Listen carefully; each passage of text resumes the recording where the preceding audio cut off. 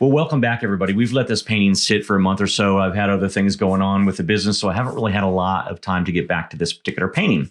So this is our 6th installment of this painting. I know that this has been a long haul for you, but if you've been patient and you've been painting along, hopefully your results are going to be much better than when you come and try to paint a painting all in one sitting.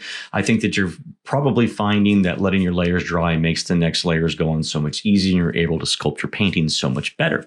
So I hope that you're embracing this technique. This is much more of a traditional oil painting technique that we've been doing here, and I really hope you're enjoying it. So let's get started on this. We're going to add in a lot of texture. We're gonna refine the drawing on these waterfalls back here because I really just kind of want them. They just don't look right yet. We really haven't paid much attention to these waterfalls up in the front. We've mostly been focusing on the main event back here, but these do add a little bit to the painting. So let's sculpt some rocks and then change the drawings of the waterfalls to make them a little bit more believable, okay? So one of the ways that I'm going to do that is I've got several different browns. I'm going from black to burnt umber, dark sienna, burnt sienna. I've got transparent red oxide. I've got asphaltum, and then I've got the highlight colors that we were using before in the painting. I've got Naples yellow and I've got titanium white over here. Okay, so we're going to use all those colors to give our rocks a lot of variety in color. And I've got a little thing over here called cold wax medium that I'm going to mix into my paints, and that's going to give us a lot more texture. It's going to make the paint thick and stick up off that canvas so that we have a lot more interest going on in these rocks over here, because I don't want to completely ignore this. I know that earlier in the painting we've kind of talked about we don't really want your viewer's eye to be wandering and lingering over here. I mean, really the main event is on this side of the canvas, but this stuff is here and it does add interest. So I want to just sculpt these a little bit so they look better. We've largely ignored these waterfalls the majority of the painting, but now it's time to get to fixing those drawings. And we're going to fix all of this with palette knife. So we're going to switch to a palette knife. I know a lot of you know that I love to finish my paintings in palette knives because you can get very nice thick paint on there. And I think this painting will benefit from having that out there. Okay, so let's again start over here. We're going to start with our cold wax medium, and I'm just going to take a bunch of this and mix it into the paints I'm going to start with. My primary color, of course, is going to be burnt umber, so I'm going to take some burnt umber in here and mix that. Now, cold wax medium is beeswax with paint thinner, and it's a white beeswax with paint thinner, and it does make it tons thicker. Okay, so I'm just mixing some of these colors in here with some cold wax medium. It's a lot. That's okay then. Now, if you are going to mix the canister says, and this is good advice, is that if you're going to use more than 1/3 of your cold wax medium into the paint, you might want to paint on a stiff surface like I have a hardboard here. Stretched canvas, not recommended if you're going to be using a very high ratio of cold wax medium to paint, which I clearly am here. You can see that I'm getting a lot of wax in that paint because I really want this to be nice and thick. I really want it to pop off that canvas. So I'm just mixing some browns here. Here's this asphaltum. I love to add that in there just to give a slight variety to the color. It's great mixing color also to kind of dampen down the intensity or chroma of other colors. So I don't need these yet, so I'm not going to worry too much about that, but I will get a little bit of black over here so that I can use it to mix with other colors. I don't generally use black straight on, but we have several times throughout this painting. We've either used a black or a gray, and this is ivory black that I'm using here because I like ivory black because it's transparent.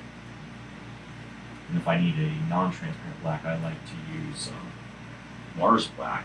It's very, very, very, very dark. But you gotta be careful with Mars black. That's another story for another time. All right, so I've got some impasto. Impasto is simply a thickened paint. It's a technique where you apply it on the board and have it kind of be raised off and thick on the canvas. It's called impasto.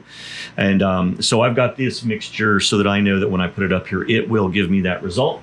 I'm just going to start and kind of, I won't say randomly, but I'm going to kind of feel where I think We should start refining the drawings. A lot of our little vegetation down here, it might get eliminated. It's going to get damaged. And I'll have to decide whether or not I want to put it back in. I might just eliminate all those trees that we put in the last couple of sessions in here in favor of these rocks if they're going well. I mean, there's nothing wrong with having these rocks go all the way to the bottom. So if you decide somewhere along the line that you want to change your your layout or your design on your painting, that's fine. This is your world. I'm also going to do that technique over here. In fact, why don't we go ahead and start over on this side because it's a smaller area and we can see the impact. And then we'll move over to these waterfalls once we kind of get the rhythm. We're just getting started. So let's take the easier approach over here, I think. And let's grab a little bit of this burnt umber and there's a big old hair there. Let's get that out of there. And some of this dark sienna. For that matter, we can sort of almost Bob Ross this with his technique in making rocks, where he would take a little bit of paint and he would come up and just very lightly, with no downward pressure, just kind of skim that board. And that's actually a really nice little technique and effect there. So I've got some black and some transparent red oxide here. Again, just to give this some texture and have it. That'll pull that in closer too. So that's always a good thing in the foreground if you need something to appear closer than the rest of the painting. Wow, I've got dog hair in here. I have my dogs in, so I'm really sorry. I'm going to be pulling hair off I got it all over my shirt. Got it all in the studio. This is terrible. I love my puppies though, so they get to hang out with me a lot and paint. So let's continue some variety. I might even lighten this up with a little bit of white. I might grab a smidgen of this Naples yellow in here just to give it some more variety. Let's get some highlights on some of this.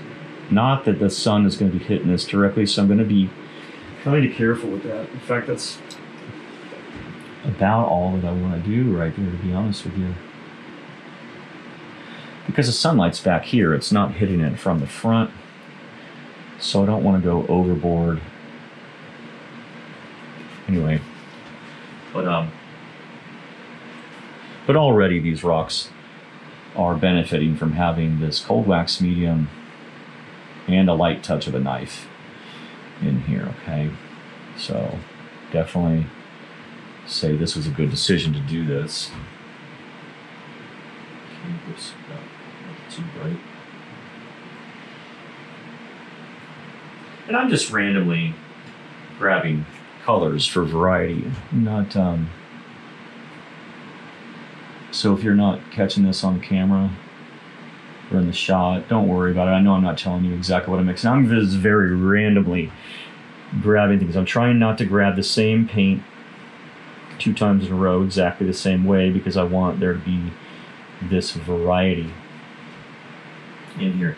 And I'll tell you something else, depending on how this foreground goes, the reason why I'm working in the foreground right now is because I don't want to do this technique back anywhere else on this painting until I see how far this is popping off. Because if I do this first, I run the risk of having this pull too far forward, and then I'll really have to make the paint thick up here in order to achieve the same effect that I'm going for. So I'm really going very much for an effect that, while not exactly 3D, does certainly give a lot of texture up here. And when you do that, the way that I'm intending to do this, I should say, then you don't want everything, you don't want everything to be as equally raised off. I think we've talked earlier in this video, or certainly in other videos that we've done. If you've watched other videos with me, we talk a lot about having this stuff in the background. If you're going to do like any kind of impasto technique where you want more of the background to be a little smoother, and if you want the impasto, you do that more in the foreground. And that way, that adds depth and dimension to your painting. It's really It's really nice to have that texture in the front, in my opinion. I like that.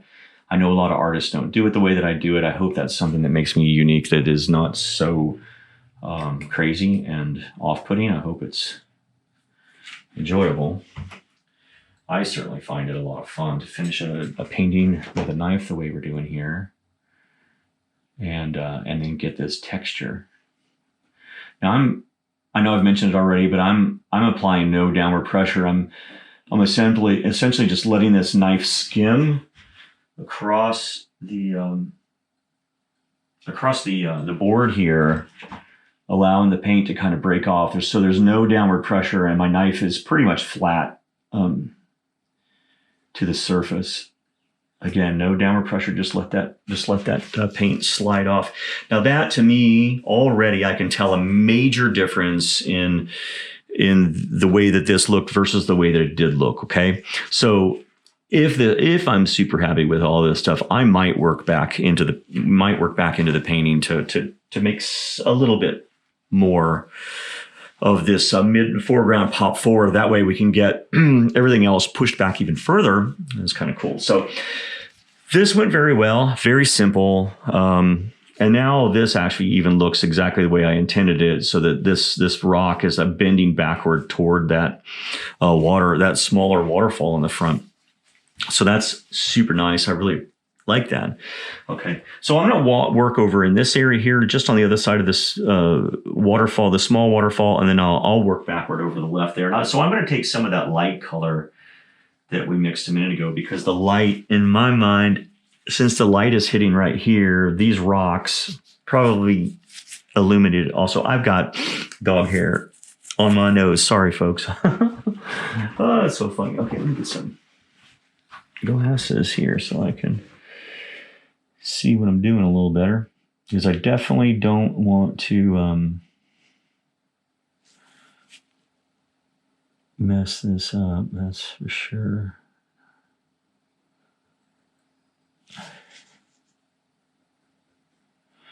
I'm just using the tip of this knife to get this in. And I'm laying this paint on this particular side here. I'm laying it on pretty thickly, actually. So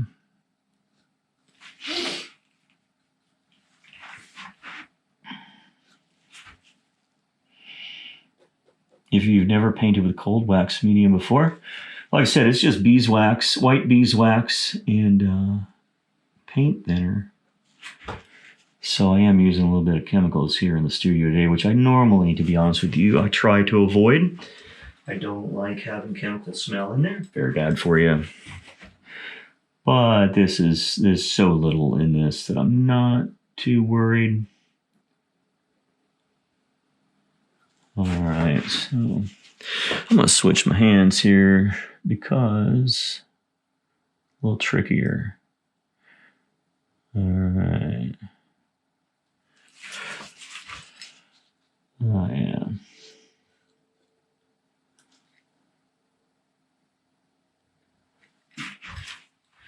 So I get a little dark color.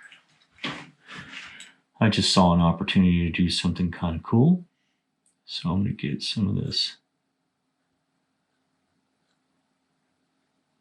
dark up in here.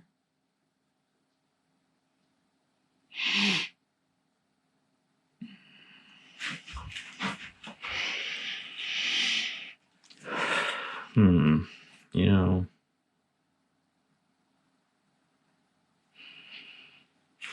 sorry, thinking about opportunities, you know. I like to take advantage of things that I see, even if they are not planned when I first set out. I'm just going to plop this over here for just a moment.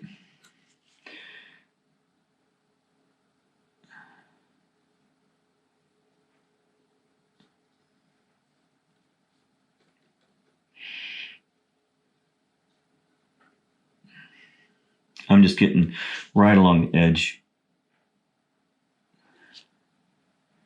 working along that. Oh yeah, I got my paint right here.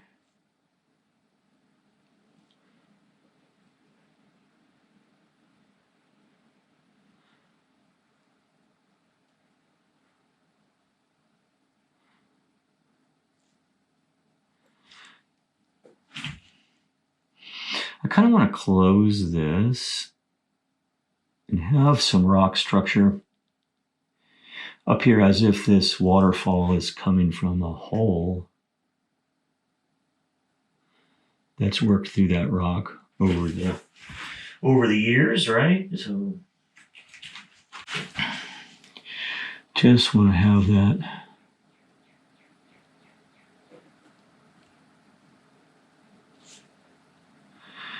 kind of pop through there, I should say.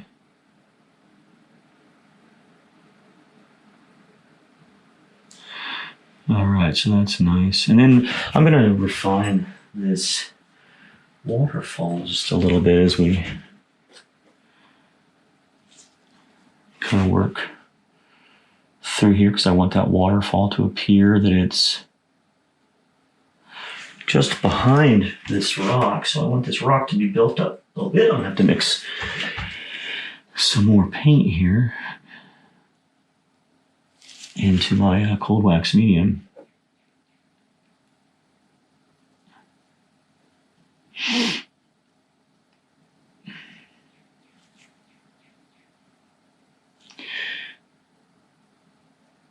Never try to break up symmetry, because these rocks are probably not going to be perfectly smooth, right? So give them a little jiggle. That's a little more believable. Let's get some different color up in there. All right, let me grab a little more cold wax medium to work that in there.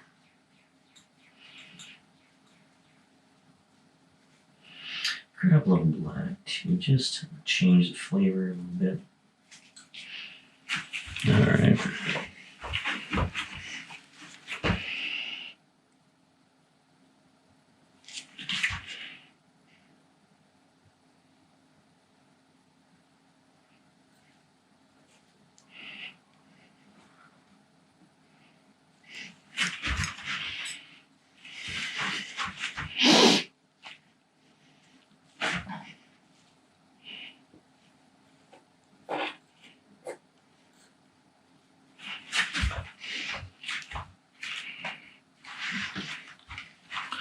What if I might even just eliminate these waterfalls. This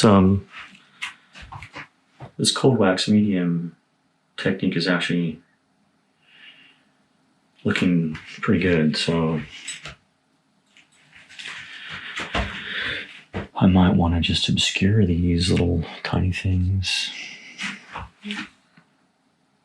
I don't know, let's see. That one's got an interesting light on it, so.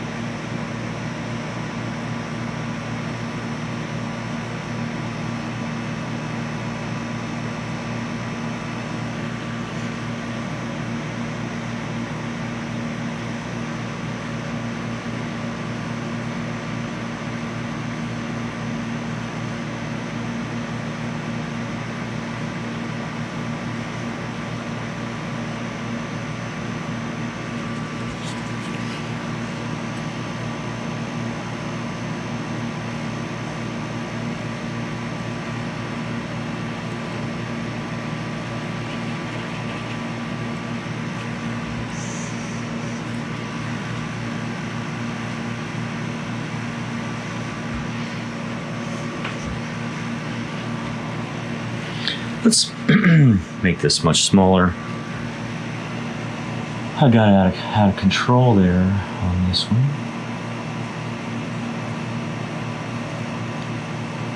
So let's cut this guy off. He doesn't want to be that big.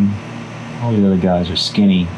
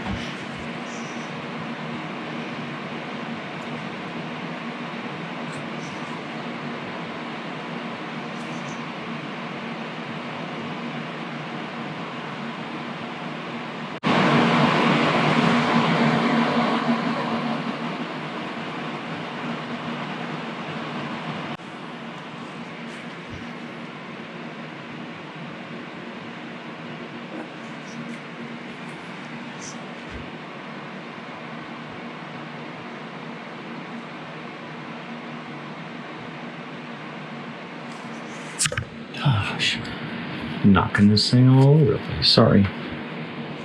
Just trying to get in here close so I can see.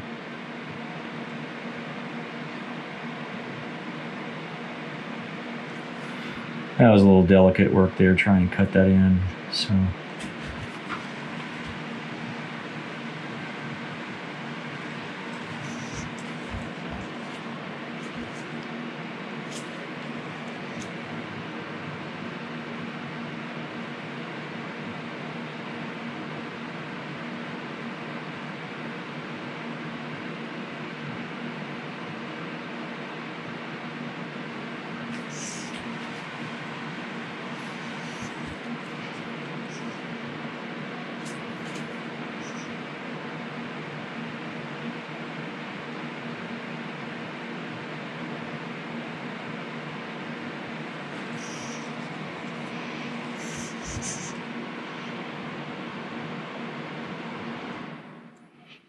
Now by putting this paint thickly over that right edge, it pushes the waterfall into the background just a smidgen.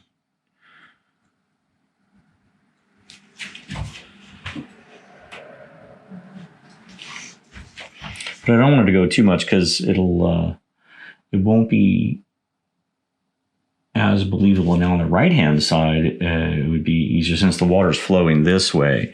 Right-hand side, like I'm going to pull this part right here. I'm going to pull this wave forward. But this other side, not so much. I just don't want it to be as far forward.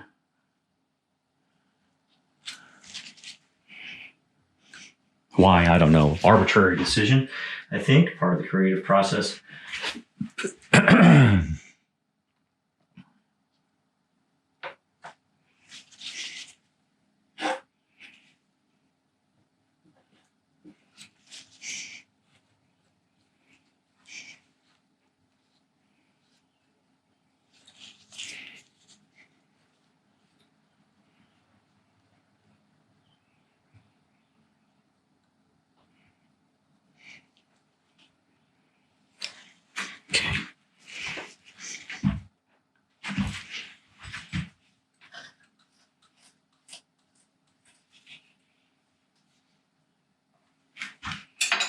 Just mix it up a little more. Burnt umber here. Throw a little bit of asphalt in it.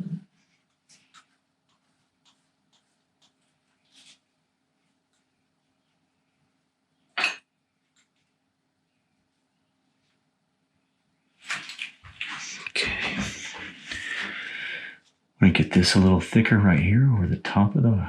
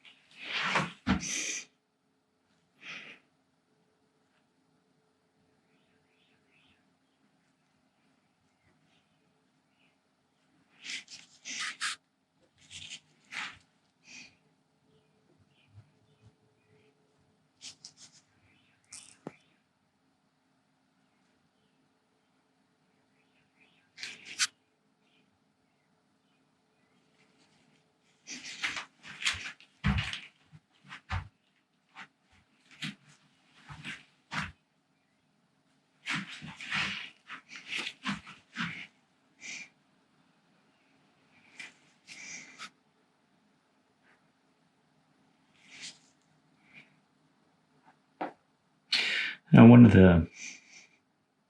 I don't know if we've talked about this in this particular video, but I know we've talked about it in past videos, is that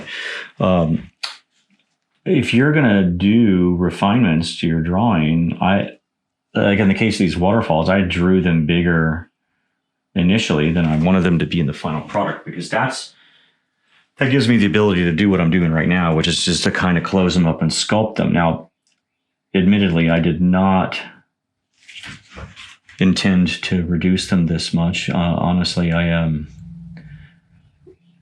but it did give me, but I do have the ability to do that pretty easily, because I drew them so big. I can come in and obscure them and sculpt them a little better. But that was pure happenstance. I did intend for them to be pretty much the way they were, but then when I got into the painting, I realized, I don't really like them very much. So, so lucky me that it gives me a little room to reduce the size without making them go away completely, because I don't want to lose them all the way. And if I had started super tiny like this one and then tried to make them smaller, I would have lost the whole waterfall. Anyway, so sometimes things work out this way, and it's a good thing, you know.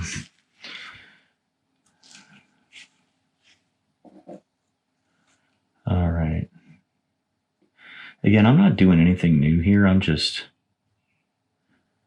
laying on that paint. Let's make this look like it's separated right here. There's two waterfalls here that they are separated, but it's not obvious that there's a piece of rock in between them. So let's put a highlight on this rock here, just to make it a little more apparent.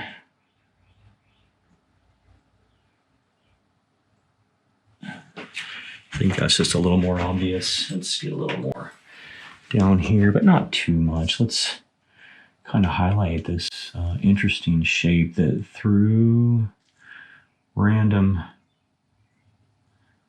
knife strokes kind of puts this interesting little area that juts out. Kind of interesting. All right.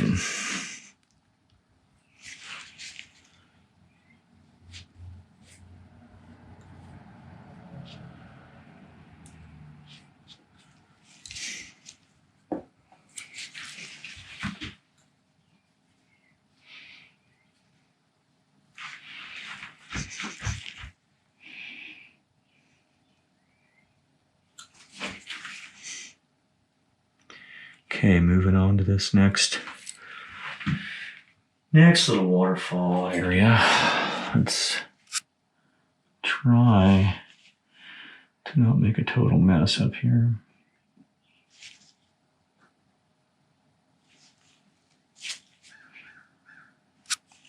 And for any of you who really love dog hair texture in your paintings, hey, this one might be for sale for you, and you can get lots of free dog hair. I'm having to pick them out. Huskies, man. They just shed everywhere.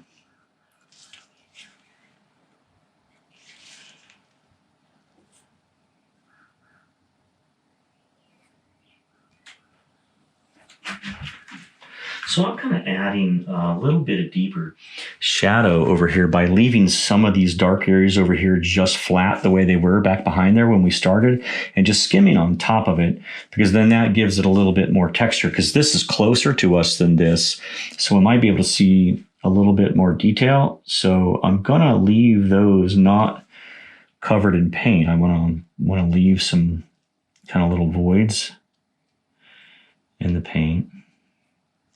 I think that'll help allow, to be honest with you, it's also a lot easier not to have to cover 100% of your underpainting.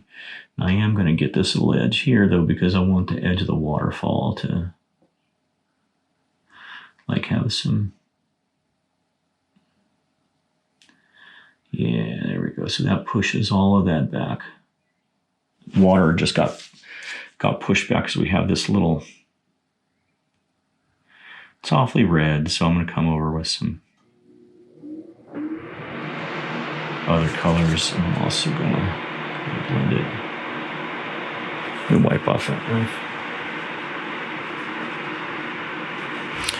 All right.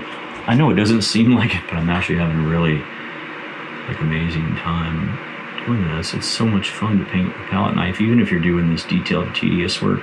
And it may not be so exciting for you at home, but at least you can see, at least how I do it. So you can either do it like me, or, well, if you don't like it, not do it like me, right? I mean,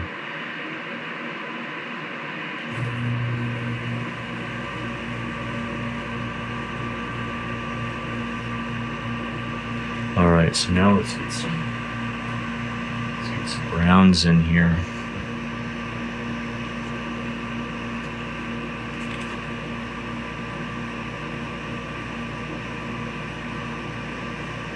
Kind of tone that down just a little bit. Get some variety in it.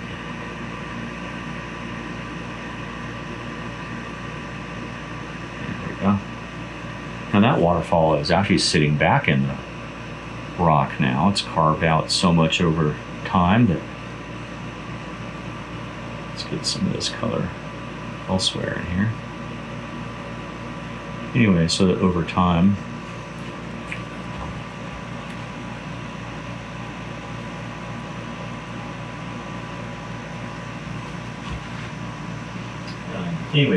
it's kind of worn away that rock, pushed itself back in there. So let's continue that illusion. I'm going to have to fix little things like that little area right there.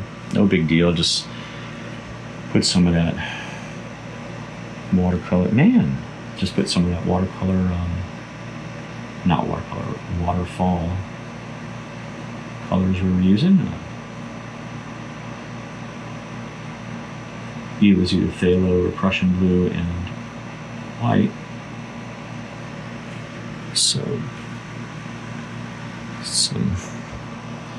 maybe there's a little speck of highlight right here. Maybe just on some of the tops, little rocks. That adds a smidgen of interest.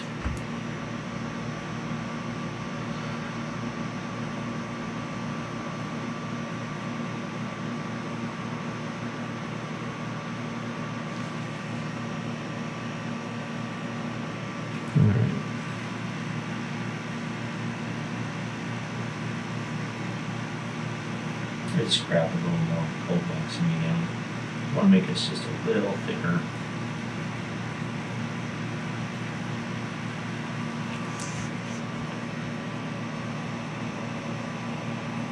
Especially if you're right up here on the edge where I want to build the edges of the rocks. I'd really like for them to be quite thick.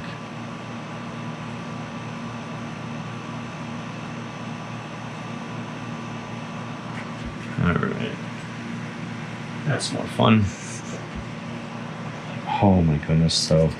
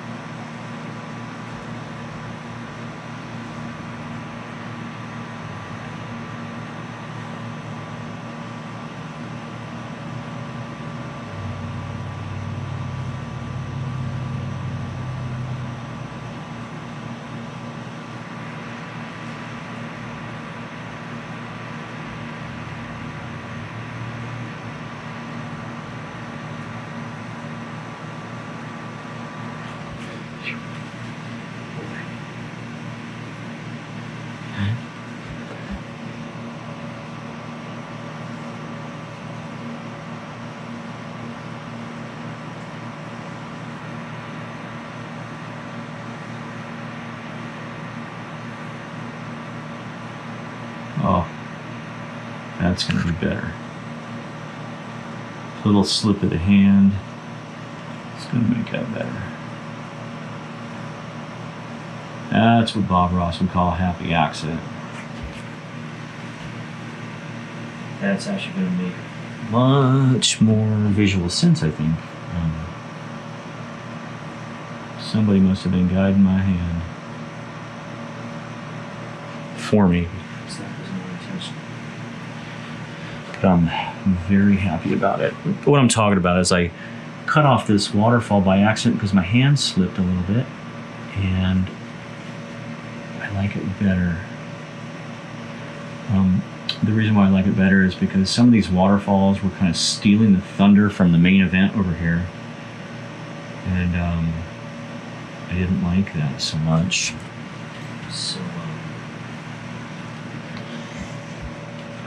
So anyway, so now we've got this little bit of a slip of hand, which took off quite a bit of the width of this waterfall. Now this color intensity is a little too much, so I'm going to work with this just for a couple of minutes here to try to knock it down just a smidgen.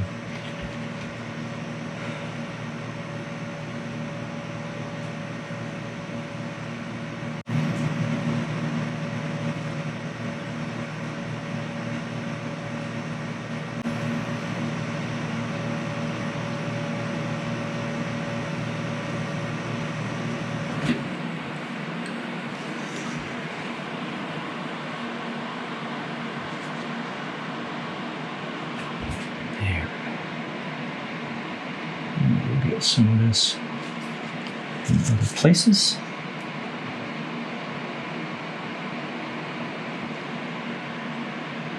Oh yeah, there we go. Let's get some brown on top of it. Let's get some umber more specifically. The browns are mostly all browns here, but Oh, missed that. It's okay. Easy enough. I'll just wipe most of that off and then put the color back on in a minute. It's not a big deal.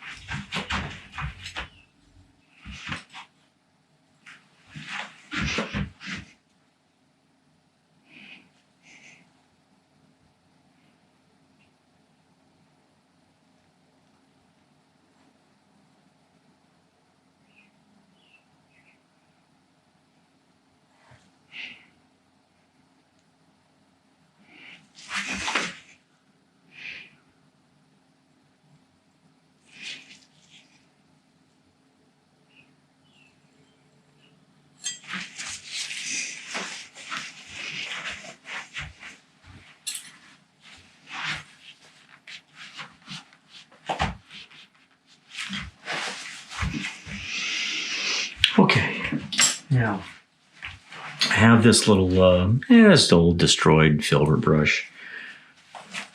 We've talked about it already in this video. I like to keep these old ones. This isn't as destroyed as one of the other ones we've used. But what I'm going to do right now is just, in some of these places, just kind of knock down a little bit of that texture. I mean, I want most of it to remain, but I want some of the texture to blend with the color that's next to it. So if I knock it down a little bit, it's going to do a little bit of blending. Some of these I just don't want to have so many of the raised marks from the knife work.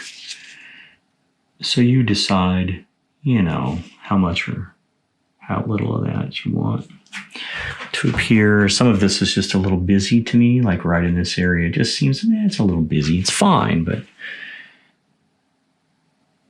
but since I'm here, and since this is a little further away than over here, I don't really want it to be quite as I don't want it to be quite as textured.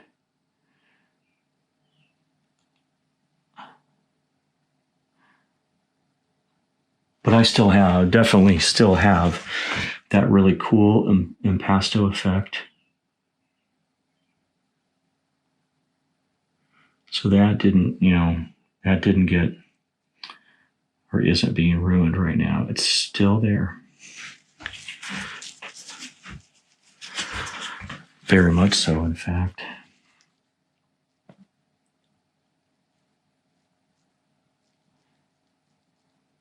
I'm just barely touching these.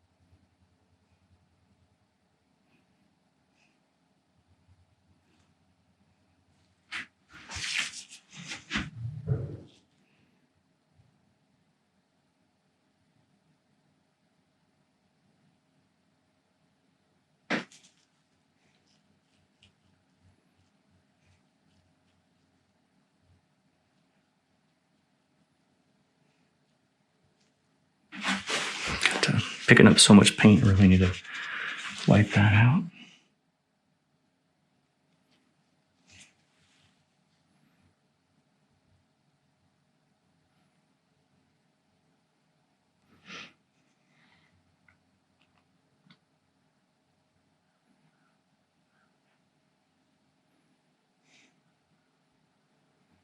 And by flattening out some of these, but not all of the little peaks, I'm also giving it a little more visual texture. I know that it's hard for you to see that on the video, but certainly when you're looking at it in real life, you can tell that there are some things that are popping off, some things that are receding back into those rocks. And that does make it a little more interesting. Okay.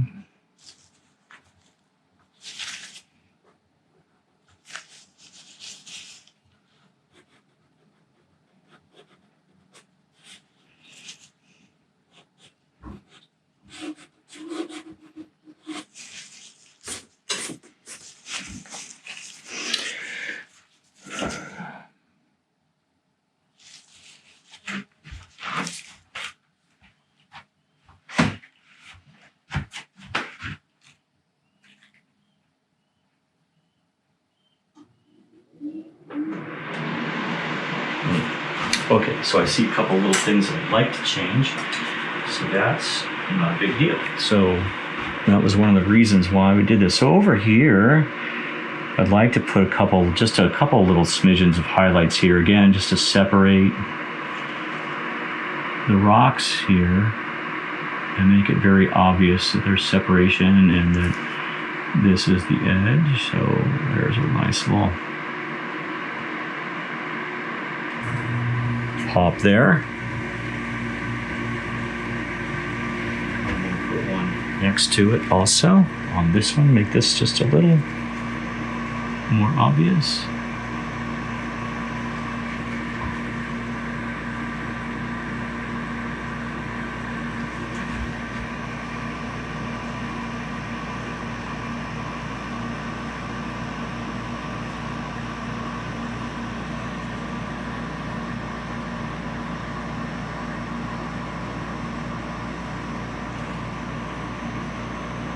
Pull some of that down. Okay. I think I need to cover here too. There we go. That's a little better. Now we're getting into the details. So this whole, that area is getting illuminated, but over here it's a little darker. So maybe right here it's nice and bright.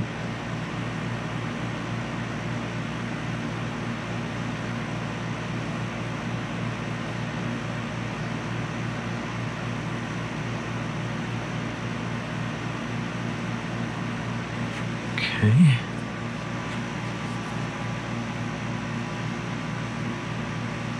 You know, I don't really like that. There we go.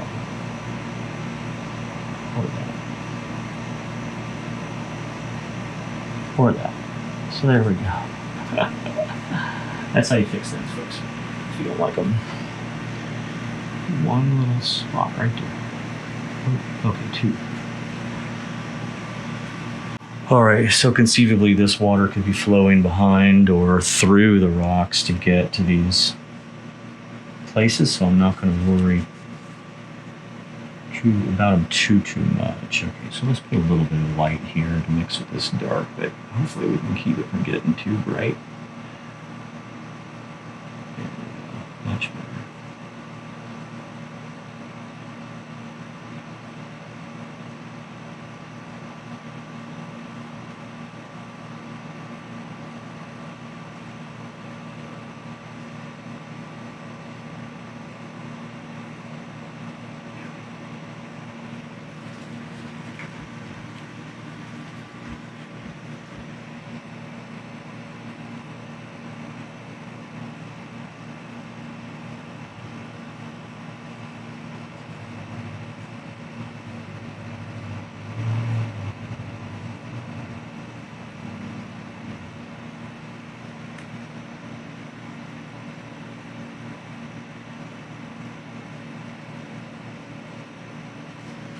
Okay, now that we've got our rocks and waterfalls kind of refined just a little bit, let's go in here and get these trees in the foreground that we've locked in one of the previous videos. Let's try to knock these out. Now, just for full disclosure, I did during the break work on these trees a little bit, and I hated what I was doing. I was experimenting a little bit with some colors. I hated what I was doing, so I scraped those off. So you'll notice they look a lot brighter than they did in our video where we blocked them in, or even earlier when we were working on the rocks. Just full disclosure, I did mess with those a little bit, but I've undone everything that I've done.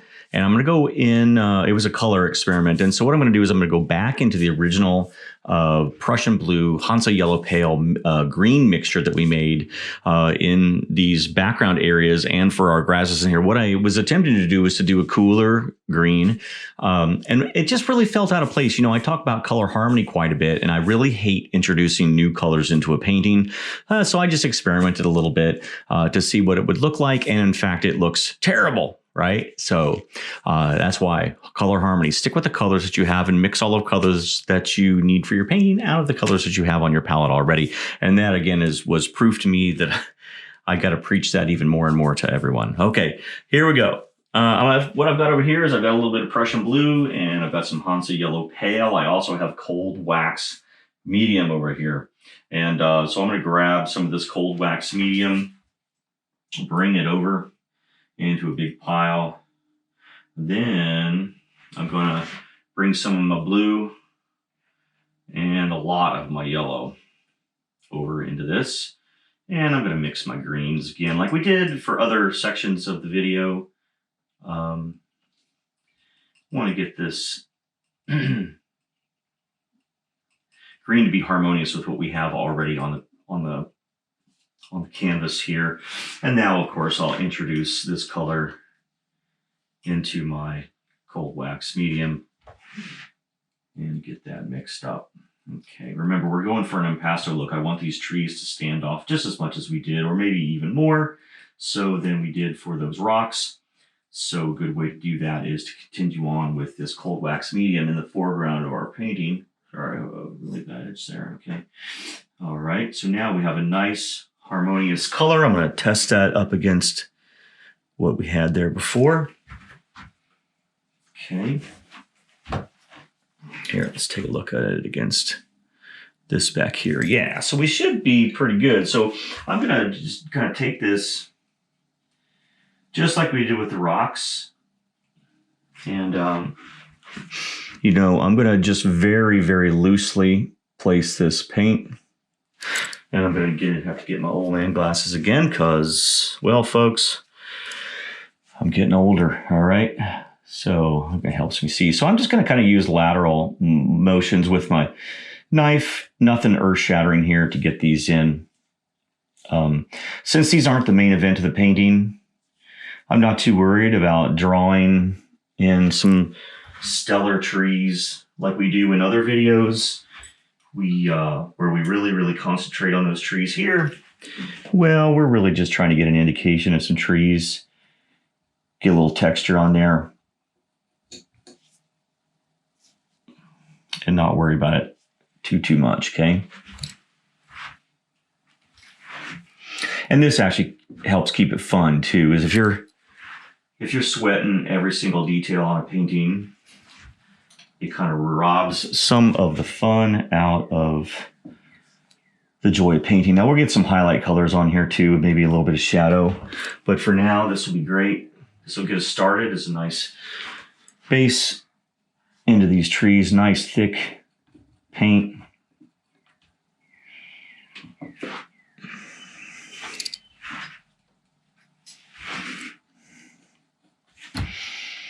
And just do this quickly. You'll have better results if you're going through pretty quickly. Here, I'm actually going to smear some of this on, and we'll sculpt those in just a minute a little more with some thicker paint.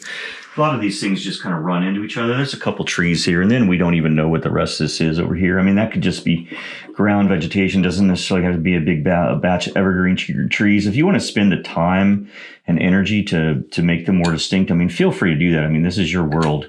Me, I am not going to do that. I'm going to get this big guy up in here. Okay.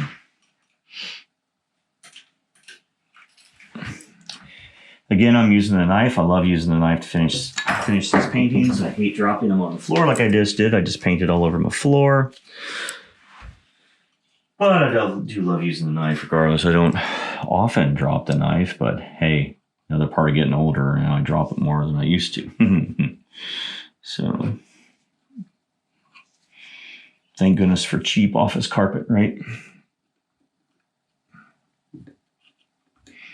All right, so that's a nice base color on that one. The one behind it, I'm going to actually darken up a little bit. So I'm going to add a little bit more of that blue into my green mixture.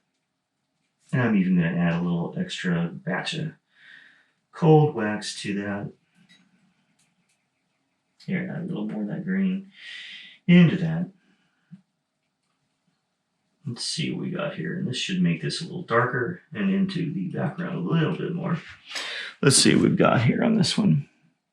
Oh, yeah. So what I'm doing is I just want to make sure that I'm acknowledging the fact that this tree right here is behind the one that we have. And it's a little more in the shadows over there. So in order to separate it, I want to change the flavor of the color, either the value and or the color of that tree. So I opted for both, actually, color and value change. All right, and I'm putting this on quickly, but being a little delicate over here with where I want the separation between these.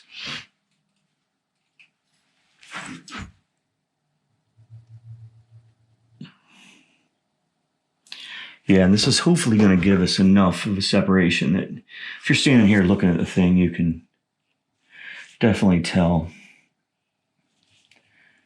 that it's different than the other tree. Oh yeah, this cold wax medium for branches and trees, boy, it really puts a lot of texture on them. So I know I've said this already many times, I'm really kind of digging this cold wax medium, which is relatively new for me.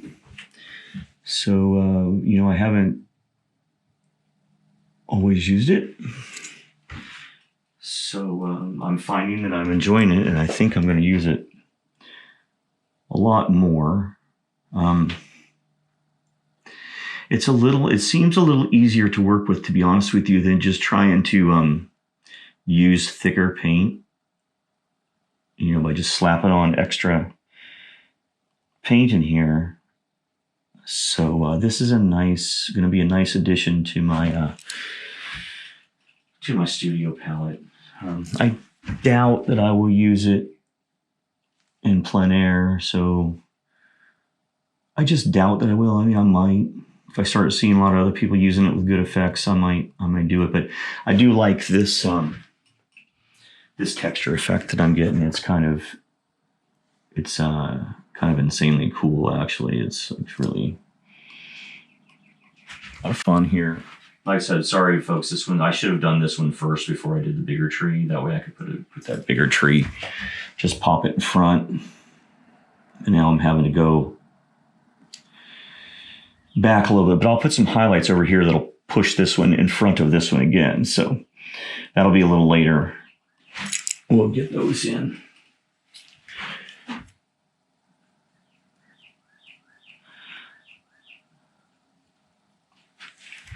Really just looking for, very loosely done trees here. These are not, like I said, these are not so important that they have to be done with precision like we normally do trees. These are, in fact, if I had left these trees out of this composition would not have suffered at all. And, because I think the intent here is just for people to not pay attention to them. So if I can make these just kind of indistinct, nondescript, whatever word you want to use to describe them, but something that people just don't pay attention to so much when they look at the painting. We really just don't need a lot of attention to them. I want this tree to come in forward. This could cut some of this tree off. So if you're wondering why I'm not spending as much time on that other side right now, it's because I'm going to have the tree in front of it. It's going to obscure part of this. If things go right? If they go right, that's what'll happen. All right. Here, in fact, let me just kind of grab some of this highlight color. I'm going to take some of this cold wax medium, a little bit of this yellow. Bring the yellow over here just to this edge of this. There. And then let's bring this cold wax medium into it.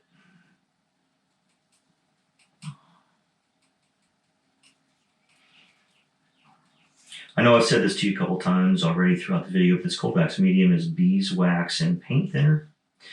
So make sure you have good ventilation in your room. But this beeswax will stiffen up a little bit when it's done. So you'll have raised texture on canvas. It's really fantastic. And you can use it for other things too, but you actually use this cold wax medium as a varnish, a matte varnish. Oh, that actually was too much. but I'm going to like this. Oh, good. I was able to lift that. Okay, here we go. Now we're talking.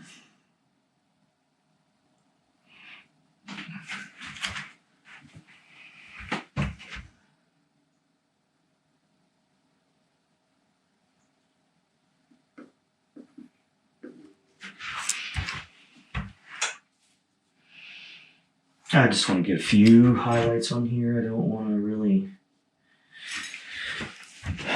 to make this go crazy because there's not that much light coming over here.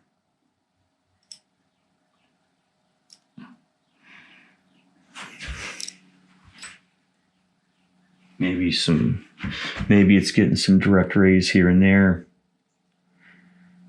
but not everywhere. Okay.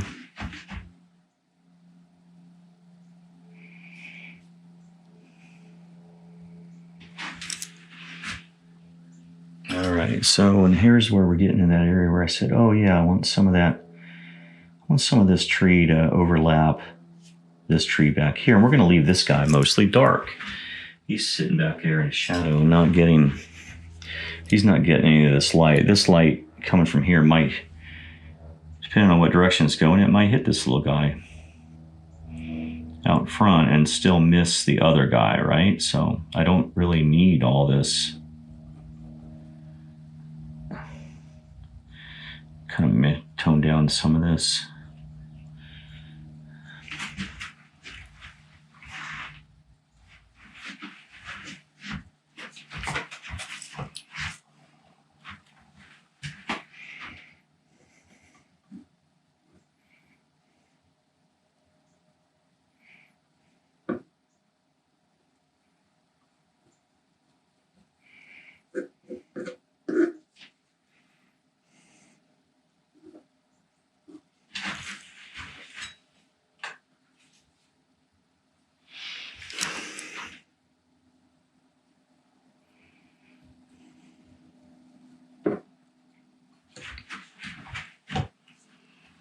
Okay, so let's keep moving on.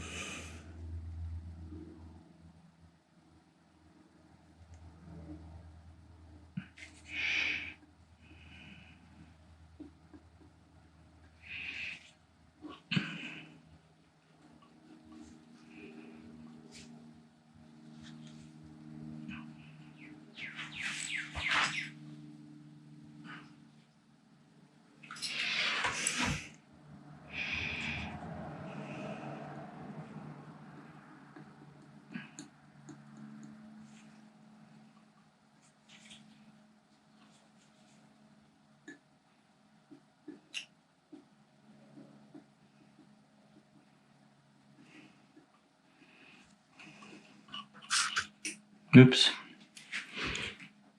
How are we doing there? Okay. Get maybe some little grassy areas in there. We don't know exactly what all this stuff is. This is just a bunch of scrub growing. So because I'm not paying this much love in the way of being an integral part of the composition, it can be anything down here. It's just fodder, I was in Colorado last year with my wife Karen. We went on a painting.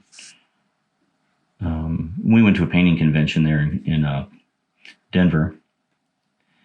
Anyway, and I lived in Colorado many years also, so it's kind of going home for me. But anyway, we were there, and when you're out in those canyons, you will notice anytime that there's water, there's just virtually unchecked vegetation growing everywhere because they've got ample water supplies and there's not much there to disturb it. So, this stuff just grows wild down there. And so anyway, so as a painter, it makes it easy for you to just put in some scrub vegetation down there. Just Don't kill all your darks. Like I'm going to put some darks in here. I'm going to make myself some kind of dark blue.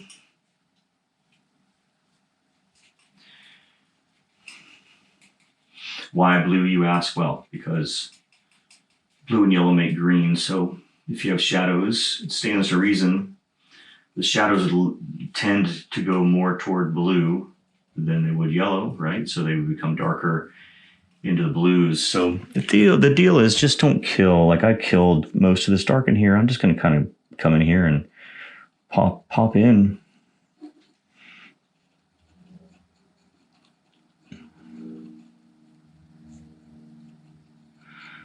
Some of these darks, and I'll smooth those out also in a little bit with a brush probably to kind of knock them down, smush them down into the ground a little better.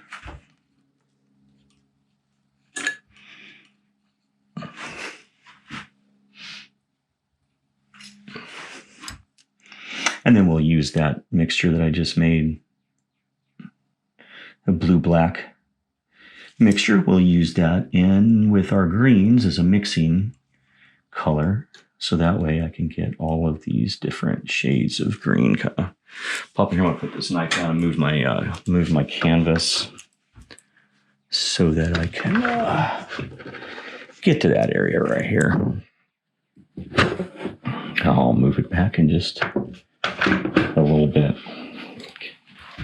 Hopefully I don't have to move that too much. Yeah, there we go. Just to get some action in here. I mean, I just don't want this all to be the same old dead color. I'll get some highlights in a little bit. Maybe I'll put some highlights in before I move it to minimize the number of times I have to move it. Let me just finish this, getting this blocked in. Then I'll start working on some highlights and some more shadows. I'm liking the smaller waterfalls. I'm glad that I went in and edited the size of the waterfalls in here. I think they're better smaller. And the texture, especially right here where that seems to be kind of a secondary focal point in the painting. I think that's kind of nice over there. So overall, very, very pleased with what we took the time to do today. Sometimes it's these little details, even on a very impressionistic painting. I mean, you know, I'm not a realist or a hyper-realist at all. I have a lot of respect for those folks, but I think my talents lie much more in impressionism. I have a lot more fun with it. I think realistic work would be so tedious for me, and it might even be beyond reach, right? So you should paint the things that you enjoy, and I enjoy painting fantasy paintings. I enjoy painting from real life outdoors, as you know, in plein air. So, you know, this is a made-up painting, which I really just enjoy doing because you can be just creatively free, and then, well, anything you do is correct, right? I mean, that's one of the things that I think is freeing about this style, and really like Bob Ross's style also was. I think that's why people like him. I mean, he could paint anything, and the painting will look good because you're not comparing it to something necessarily in real life, and because of that, it just made his paintings just kind of, you know, joyous. Painting style was free. He had a great personality when he was on camera. So all those things combined just kind of makes his style of painting nice and fun. You know, most of you probably know I am a certified Bob Ross instructor. So wife and I travel the country and we teach people how to paint Bob Ross paintings. That's just one of the things that we do. We do our own work like this. This is my own work, and my wife does amazing portraits, amazing skies. So we have a good time doing what we do, but we don't always like to do just the same old thing. So that's why these fantasy paintings like this are really just a lot of fun for me, because I don't do them, I think, enough to, I just don't do them enough. I should do them more. I think they're so liberating and so freeing. I don't have to worry about anything. There's no pressure because, well, the only pressure is when you're on TV or on YouTube or Gab or Rumble, whatever channel you're watching me on. When you're doing this to show people how to do it, there is a lot of pressure there. But, you know, I painted my original for this, which is on the screen behind me there. So I've already done this once, and it was very fun and freeing. And so since I finished it, it kind of takes a lot of the pressure off here doing this video for you. But I guess what I was really just trying to say is painting in this style from just a fantasy, an idea in your head. It really is freeing, liberating, lots of fun. All right, so we're getting a lot closer. I am going to put a couple little highlights back there, but I'm going to have to be disciplined about it because it can overwhelm the tree and make it give it more attention than I really want it to have. I don't want it to have really any attention at all. Here, I need a little more, but not much, just a couple of spots. Maybe where there's a zinger coming through, passing on its way to the other tree. Maybe it catches a little bit there too. And that's probably really, frankly, I think enough there. Okay. All right. So that's really all there is to it. Just got some of those greens in there now. These greens really match more what I have back here. They're a little damped down, very similar in the shadows to what this is here. These shadows are very similar to that now. So it makes the painting a lot more harmonious. I had introduced another color in there just to see what it would do, and it was terrible. Don't do it. I won't even tell you what I did, okay? So that you can't make that same mistake, all right? And I'll delete it from the video because I actually did video it when I was doing it. All right. Well, you know what? While we're here, there's one little guy back there. That little guy back here probably needs a well, no, he's in the shadow. No, I can't imagine that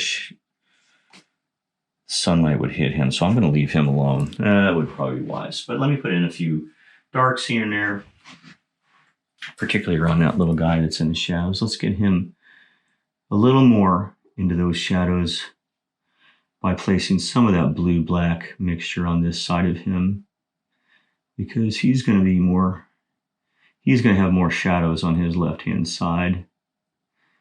And let's get some of that color down in here too. I mean, we want this down here too. Okay, and that'll give him a little bit of a darker spot, separate him a little bit more. Okay, folks, I'm really going to try to call this one done now, and unless somebody screams out that I need to do something else, I really do think that we're going to call that one a done deal.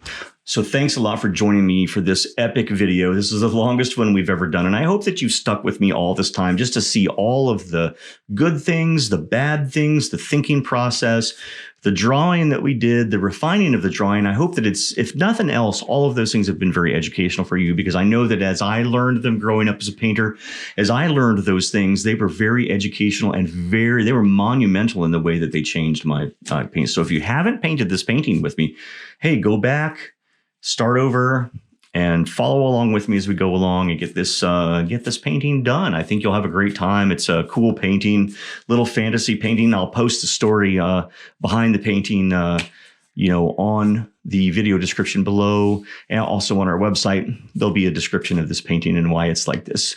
So thank you so much for joining me. We'll see you next time.